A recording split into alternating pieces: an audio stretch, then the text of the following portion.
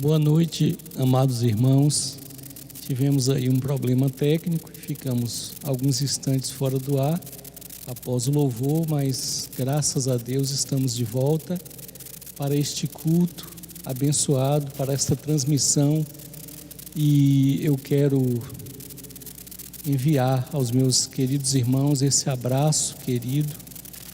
Temos estado distantes fisicamente, mas presentes espiritualmente. Muitas vezes não tem uma participação muito ativa nas redes sociais, que é próprio do meu perfil. Confesso a vocês que não sou muito chegado às redes sociais, mas estamos sempre lembrando dos irmãos em orações e confiando que o Senhor é dono de toda a situação e há de nos abençoar ricamente durante este período que estamos passando. E eu sei que o Senhor Jesus tem uma mensagem especial para a igreja da nossa geração. Nós vamos ler um texto da palavra que está lá em 2 Timóteo, capítulo 3. 2 Timóteo, capítulo 3, versos de 1 a 5, que nos diz assim: a extrema corrupção nos últimos tempos. Sabe, porém, isto, que nos últimos dias sobrevirão tempos trabalhosos, porque haverá homens amantes de si mesmos, avarentos, presunçosos, soberbos, blasfemos, desobedientes a pais e mães, ingratos, profanos, sem afeto natural, irreconciliáveis, caluniadores, incontinentes, cruéis, sem amor para com os bons, traidores, obstinados, orgulhosos, mais amigos dos deleites do que amigos de Deus, tendo aparência de piedade, mas negando a eficácia dela. Destes, afasta-te. Nós vamos orar ao Senhor. Deus, Pai querido e amado, agradecemos por esta presença do Teu Espírito entre nós nesta noite. Bendizemos por estas canções que cantamos aqui em louvor e gratidão pela Tua bondade e misericórdia. E suplicamos humildemente que o Senhor complete esta palavra, que esta palavra possa sim ir de encontro aos nossos corações, atendendo os anseios do nosso coração. É a Tua santa palavra, e nós suplicamos que o Teu Espírito venha sobre nós, para que o Teu povo receba o recado que tens nesta noite, em nome de Jesus. Queridos e amados irmãos, há aproximadamente uns 6 meses atrás, chegou às minhas mãos um livro do eminente evangelista, pregador do Evangelho, que hoje já está na glória com Cristo, Leonard Ravenhill. E eu confesso a vocês que esse livro tocou profundamente o meu coração. O título é Por que tarda o avivamento? E este eminente escritor, ele traz um diagnóstico preciso, contundente, com uma precisão cirúrgica do contexto, do momento, da situação que vive a igreja contemporânea. E ele elenca uma série de elementos que têm ocorrido e que têm promovido um entristecimento do Espírito Santo de Deus. E eu achei muito importante trazermos alguns aspectos que foram abordados pelo eminente pregador, porque ele está intrinsecamente relacionado com este contexto, com este momento, com essa situação que estamos vivendo na atualidade. Nós já temos dito aqui por diversas vezes que temos vivido um momento único. Nunca a nossa geração não viu algo com esta proporção que provocou este distanciamento social e que também atingiu a igreja. Muitos profetas têm proferido palavras proféticas, afirmando que a justiça divina. Eu creio que é um momento oportuno para que nós possamos analisar estes pontos de conflito da igreja, tendo a sensibilidade de reconhecer onde foi que a igreja errou, quais foram os rumos diferenciados que foram tomados e a necessidade urgente de buscar uma vida espiritual mais compatível com a singeleza, com a pureza e com a eficácia do Evangelho proposto por Jesus Cristo. Nós observamos panoramicamente este mundo, não só no aspecto social, mas também espiritual, e contemplamos que há um declínio espiritual tanto da nação, especificamente brasileira, e também as nações como um todo, como da igreja. O momento é de um profundo declínio espiritual por tudo isso que nós temos visto nestes tempos presentes. Assim como na carta a Timóteo, o apóstolo fala sobre a extrema corrupção dos últimos tempos. Então já estava profetizado na palavra que nos últimos tempos nós chegaríamos a esta situação que estamos vivendo. E eu começo esta reflexão com a citação de uma frase de Charles Spurgeon. Eu achei muito apropriada para este momento, quando Charles Spurgeon diz: a apatia está por toda parte. E olhem que ele escreveu isso há quase um século passado, quando estava dissertando sobre a controvérsia do declínio, esta queda na vida espiritual da igreja. E Charles Spurgeon diz: a apatia está por toda parte. Ninguém se preocupa em verificar se o que está sendo pregado é verdadeiro ou falso. Se ele vivesse no nosso tempo, ele diria se é fato ou fake. Mas ele diz: ninguém procura observar se é verdadeiro ou falso, se é falso, se é fato ou se é fake. Um sermão é um sermão. Assim diz Charles Spurgeon. Não importa o assunto, só que quanto mais curto esse sermão, melhor. Isto aí significa que nós perdemos efetivamente esta dimensão da profundidade. Nós queremos viver naquilo que é raso, naquilo que não traz as necessidades mais prementes que temos, que é de uma vida espiritual que toque a nossa alma e o nosso coração e que nos motive a cada dia a buscar mais ao Senhor enquanto se pode achar. Nós vivemos na dimensão do raso, nós não queremos aquilo que é profundo. E uma das identificações da crise desse momento é que este declínio espiritual começa com a negligência da oração e da comunhão com Deus. Quando não há comunhão com Deus, quando não há oração, o caminho está aberto para que esta geração caminhe para o declínio.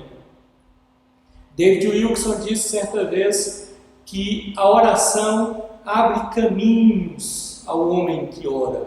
A oração abre picadas na estrada para aqueles que oram.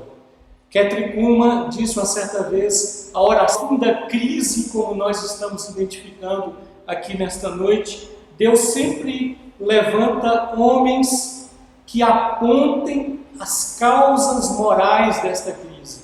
Isso é muito interessante. Se você for buscar na história das Escrituras Sagradas, você verá que em momentos definitivos, tanto de fraqueza como de força, mais especificamente naqueles momentos de profundas lutas, Deus sempre levanta homens para identificar estas falhas morais. A Bíblia apresenta um elenco de profetas extraordinários que estavam sempre identificando os pontos de vulnerabilidade da comunidade. Tanto nos livros dos profetas maiores como dos profetas menores, nós iremos ver personagens extraordinários que Deus usou para pregar uma mensagem que tocasse o coração e a alma das pessoas rumo a um profundo arrependimento. Nós poderíamos citar muitos, poderíamos citar Elias, poderíamos citar Jeremias, Ageu, Malaquias e tantos outros que foram porta-voz de Deus para denunciar o pecado no meio da nação e também no meio até da igreja, para repreender. A missão destas palavras proféticas era condenar e exortar o povo de Deus em nome de sua justiça, da justiça de Deus sobre a terra.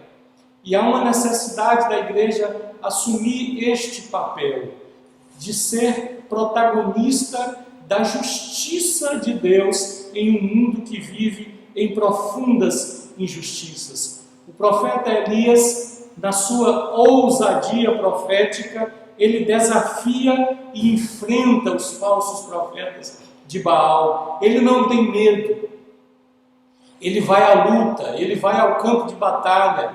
Ele tinha convicção de que se Deus estava com ele não estava sozinho e ele iria vencer todas as batalhas. E é por isso que, com este ímpeto do Espírito Santo, com esta autoridade espiritual que muitas vezes nos falta, o profeta Elias foi lá e repreendeu todos os profetas de Baal. A igreja de Jesus tem esta autoridade que nos foi confiada por Jesus Cristo, para que nós repreendamos o pecado, para que nós denunciemos o pecado e para que nós voltemos em oração, para que Deus cure e sare a nossa nação, o nosso povo.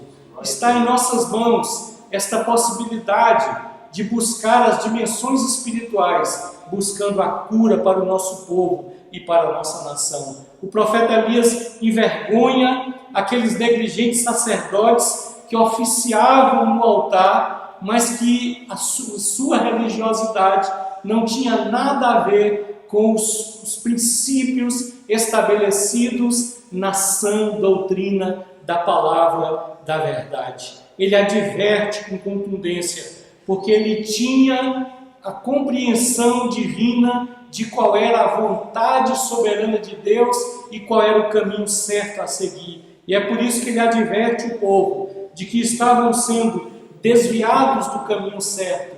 Quem sabe este momento é um momento de profunda reflexão, para que a igreja volte para o eixo correto, abandone as vaidades, abandone estes perfis que têm surgido nessas últimas décadas e têm modificado radicalmente a igreja. Porque a igreja, se você for fazer uma análise sociológica da realidade da igreja, mais especificamente no Brasil, você verá que há 50 anos atrás não trazia status a pessoa ser declarada evangélica, protestante, mas depois, com o avanço dos evangélicos, que hoje corresponde, acredito que as estatísticas em torno de 30% e 35% da população, tornou-se um mercado rentável e aí inseriu-se na ideologia capitalista e hoje é status para muitos propalarem esta fé de forma poderosa, grande, rica, ostentando uma vaidade que Jesus não nos legitimou fazer. Então, desta forma, muitos desviam dos princípios simples, genuínos do Evangelho de Cristo.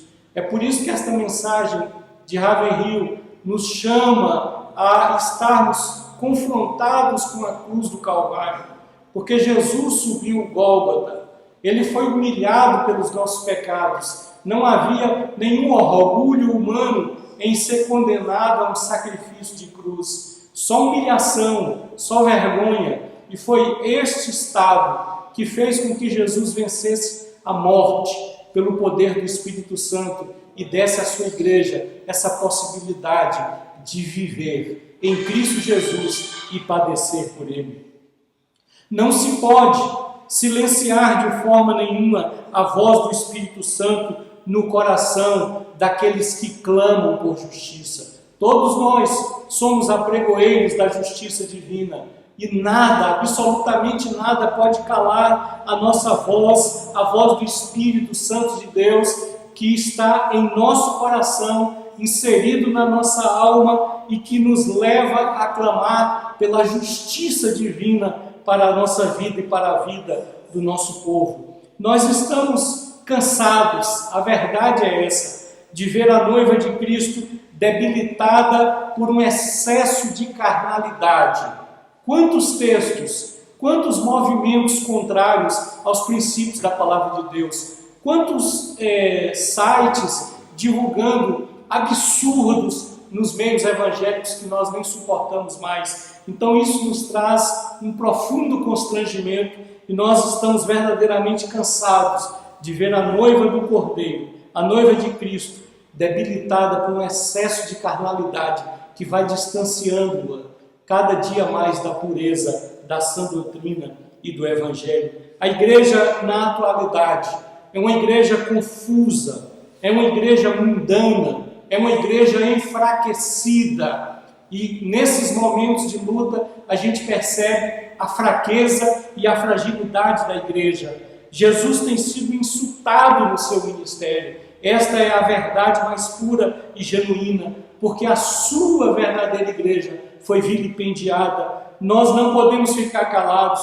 nós não podemos jamais nos conformar. O que deve estar em nossa vida é um estado de inconformismo, porque nós temos que fazer com que o mundo veja Cristo em nós. É neste momento que tem que haver a diferença entre o que serve a Deus e o que não serve. Nós temos esta missão precípua de sermos intercessores desta nação e deste mundo que jaz no maligno e que vive esse profundo caos. Chegamos à conclusão de que só um derramamento do Espírito Santo poderá acordar a igreja de Jesus. Foi assim em diversas fases da história da igreja. Verdadeiros moveres do Espírito motivou milhares e dezenas de cristãos a trazerem uma palavra que seja compatível com a sacralidade do Evangelho de Cristo. A igreja tem que orar. Esta é uma palavra que não pode sair dos sermões. A igreja precisa orar, pois só a oração move o coração de Deus. Não existe uma fórmula mágica. Só a oração pode tocar o coração de Deus, aquele Pai maravilhoso que está na eternidade. Nenhum cristão na terra se desenvolve bem sem uma comunhão íntima com Deus. Então, nós medimos o grau de maturidade da igreja, das pessoas, dos servos de Deus, pela capacidade que ele tem de obter uma comunhão mais íntima com o Espírito Santo. A pregação toca aquilo que é temporal, mas a oração, ela tem a ação extraordinária de tocar aquilo que é eterno. Isso é grandioso, isso é maravilhoso. Ninguém pode tirar da igreja esta compreensão soberana de que se a pregação toca o que é temporal, a oração toca o que é eterno. A unção do Espírito, nestes dias que nós estamos vivendo, foi substituída por entretenimentos. A centralidade da palavra foi substituída pelo entretenimento. Nós não precisamos nem citar exemplos, porque à medida que vamos falando, passa um filme aí na sua mente e você sabe que nós estamos falando a verdade. A mensagem não é mais o centro do culto, e muitas vezes, se a mensagem demora um pouco, as pessoas já estão extremamente cansadas, porque forma, como diz o texto, uma comichão em seus ouvidos. Neste mundo de relativismo, nós temos constatado que as filosofias e modismos do antropocentrismo, ou seja, o homem é o centro desta geração, ocupam o lugar da palavra de Deus. As pessoas que antes eram servos, como dizia Paulo César da Silva, hoje são clientes, e clientes exigentes, que sentam nos bancos e querem ser muito bem atendidos. Porque, traduzindo a palavra do apóstolo para os nossos dias, nós constatamos que as filosofias, que os modismos, que o antropocentrismo ocupou o lugar da palavra. As falsas religiões têm se alastrado na atualidade e nós temos contemplado isso e muitas vezes a igreja está em silêncio. O diabo, o nosso adversário, aquele que anda ao nosso derredor procurando a quem possa tragar, tem disseminado doutrinas contrárias à palavra da verdade.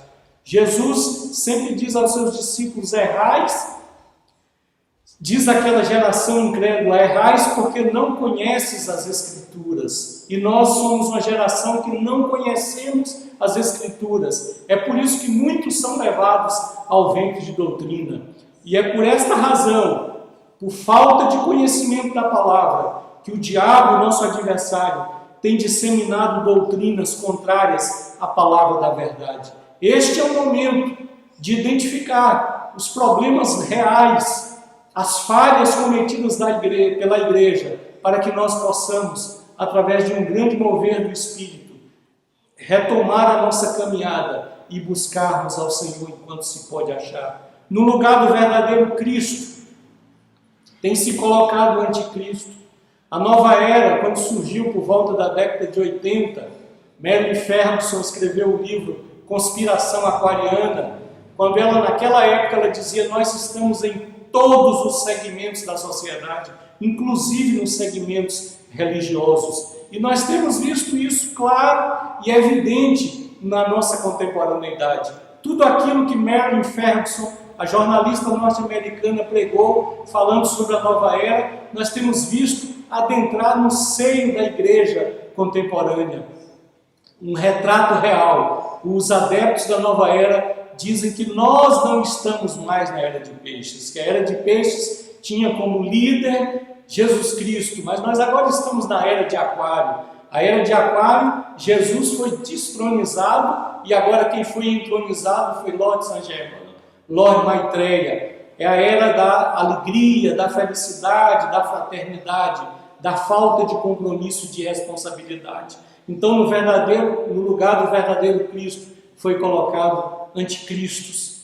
Nós estamos cansados, esta é a verdade, de pregações estéreis, espiritualmente vazias, calcadas em autoajuda. Existem muitos sermões que são pregados por aí afora, muito bem elaborados, não tem a menor dúvida, mas se você tirar ele e colocar os filósofos, tirar aquele pregador e colocar os filósofos, não vai ter diferença nenhuma. Ele está pregando exatamente o que os filósofos ensinam. São técnicas de autoajuda que levam a pessoa a buscar virtudes dentro do seu próprio ser e tira a centralidade do Evangelho de Cristo. Então, todas essas inovações têm feito com que a igreja viva de forma rasa e fragilizada. A pregação estéril, ela é ineficaz para a transformação do ser. Ela pode até trazer alguns princípios que façam com que o indivíduo modifique um pouco, mas ele não vai ser efetivamente transformado, porque só existe um elemento que transforma eficazmente o indivíduo, é a palavra da verdade, é a pregação eficaz desta palavra para a transformação do homem. Nós precisamos acabar com uma religião sintética, uma religião de quantificações e de mensurações, de utilização de tecnologias modernas para que possamos aumentar o rebanho sem observar a qualidade desse rebanho. O pastor tem que ser aquele homem independente que tem a missão precípua de denunciar o pecado em suas manifestações mais evidentes. Ele não pode se preocupar apenas com técnicas de encher a igreja sem ter ali verdadeiros cristãos autênticos e genuínos que aprenderam o verdadeiro significado da cruz. A pregação não pode ser estéril e ineficaz. Nós precisamos acabar com esta religião sintética. Não se prega mais o evangelho com fervor de antes. Esta é a verdade.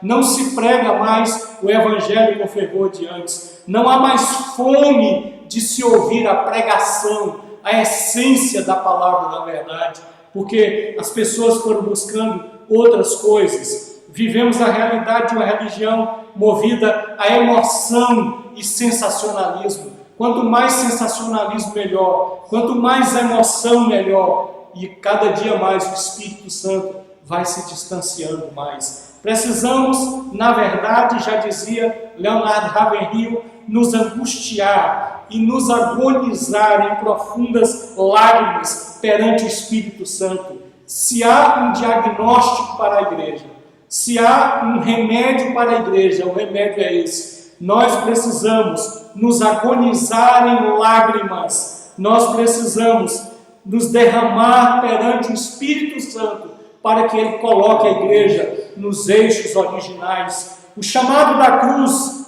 é para que participemos da paixão de Cristo. O chamado da cruz é para que participemos da paixão de Cristo. Isto é o significado do chamado da cruz. Gordon lá, ele diz o seguinte: nós precisamos trazer em nós as marcas dos cravos de Cristo Jesus. Nós precisamos trazer em nós as marcas dos cravos de Cristo Jesus. Para termos uma vida cristã vitoriosa, necessitamos de visão espiritual, mas necessitamos de algo também que é importante. Nós precisamos de visão e fervor do Espírito Santo. Isaías, em uma visão extraordinária, ele contemplou a nação coberta de feridas cruentas. Tem alguma identificação com o momento que nós estamos vivendo hoje? Isaías contemplou a nação e viu a nação coberta de feridas cruentas por toda parte. É uma identificação com o momento exato que nós estamos vivendo com este coronavírus. Uma nação ferida e purulenta. Agora Isaías tem uma visão no ano da morte do rei Uzias. Ele vai ao templo e ali no templo o Espírito Santo lhe traz a revelação do seu munus profético. E esta visão muda completamente a vida de Isaías. A palavra de Deus muda completamente a nossa vida. A palavra de Deus é semente fecunda que cai na nossa terra improdutiva e a faz produtiva. A visão de Isaías deu a ele 3 dimensões extraordinárias da graça divina. Primeiro, o olhar de Isaías se elevou para o alto. Quando ele tem aquela visão, ele viu o Senhor assentado no alto e sublime trono. Em segundo lugar, a visão de Isaías mesmo. E o que ele viu, ele não gostou, porque ele viu o pecado, ele viu a abominação, ele viu um homem comum, igual aos outros homens, cheios do pecado. Então o seu olhar se dirige, quando ele olha para cima, para o alto ele vê a Deus, mas quando ele olha para dentro de si mesmo, para dentro de si, ele contempla a si mesmo.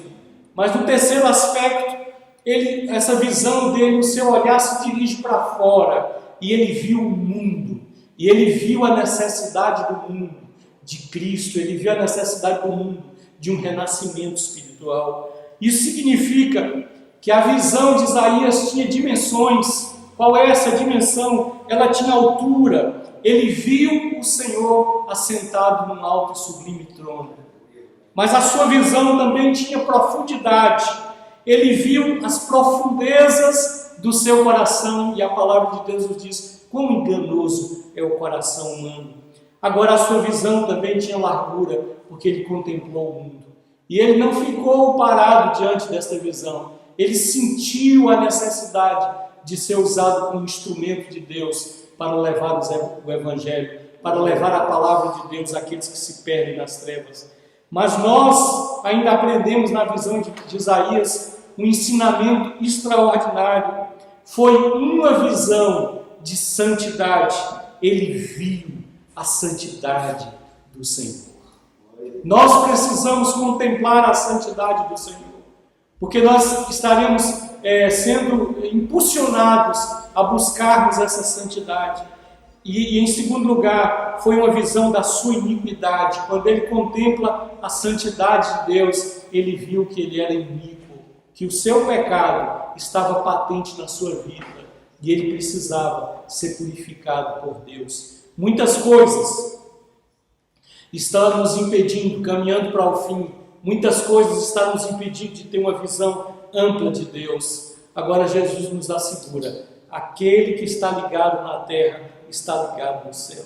Deus jamais irá desperdiçar o seu poder. Charles Finney disse uma certa vez: um avivamento espiritual sugere a ideia de que houve antes um declínio espiritual. Houve um declínio, Deus levantará homens para um avivamento espiritual. O mundo que jaz no maligno está marchando para o inferno e nós não estamos orando.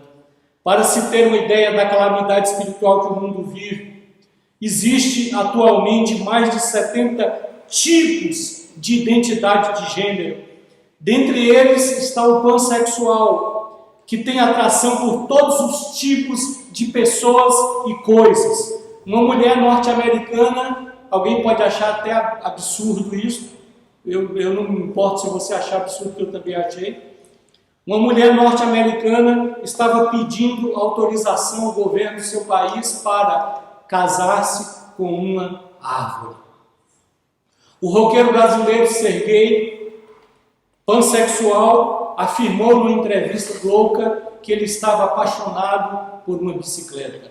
Então são coisas que nós não entendemos. Um homem no Japão casou-se com uma boneca virtual. Com certeza, o mundo está morto no maligno.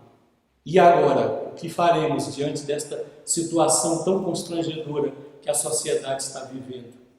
Nós estamos envolvidos com negócios desta terra, muitos estão envolvidos com negócios desta terra e muitas vezes nos tornamos inúteis para o reino dos céus. Precisamos urgentemente de um mover espiritual em nossa vida, em nossa casa, em nossa igreja. O preço a ser pago pelo crescimento espiritual é caro e doce, e que você possa ser um agente de Deus para transformar este mundo que vive em trevas e buscar um avivamento genuíno. Quantas palavras proféticas o Senhor tem usado, homens e mulheres de norte a sul desta nação, para falar que estamos caminhando para o fim. E temos que dizer: Maranata, Maranata, ora vem, Senhor Jesus. Nós queremos orar pelos aniversariantes desta semana, Antônio de Nívia, né? E Cauã também. Cauã, há poucos instantes, esteve aqui, nós oramos com ele, com a sua mãe, mas queremos orar também por Antônio de Nívia, que ele possa receber o nosso abraço carinhoso, nosso irmão querido. Não podemos estar fisicamente juntos para dar esse abraço, mas vai esse abraço aqui, para que o Senhor possa abençoá-lo ricamente.